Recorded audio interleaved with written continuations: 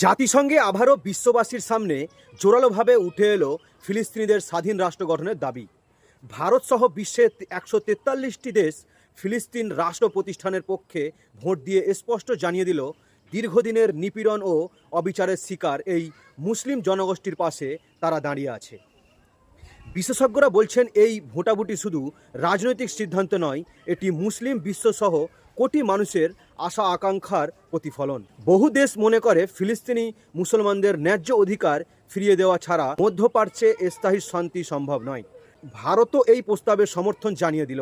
দুটি রাষ্ট্রভিত্তিক সমাধানই শান্তির একমাত্র প্রতীক। তবে এর বিপক্ষে অবস্থান নিয়েছে আমেরিকা সহ ইসরায়েল এবং আরও 10টি দেশ। তাদের এই অবস্থান নিয়ে ইতিমধ্যে আন্তর্জাতিক মহলে প্রশ্ন উঠেছে। জাতিসংঘের এই সিদ্ধান্ত ফিলিস্তিনিদের স্বাধীনতার লড়াইকে একটি নতুন শক্তি যোগায়।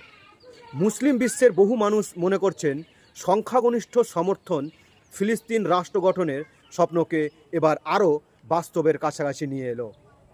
নিপীড়িত ফিলিস্তিন জনগণের সংগ্রাম তাই শুধু মধ্যপ্রাচ্য নয়, আজ গোটা বিশ্বের ন্যায় বিচারের প্রশ্ন হয়ে উঠে দাঁড়িয়েছে।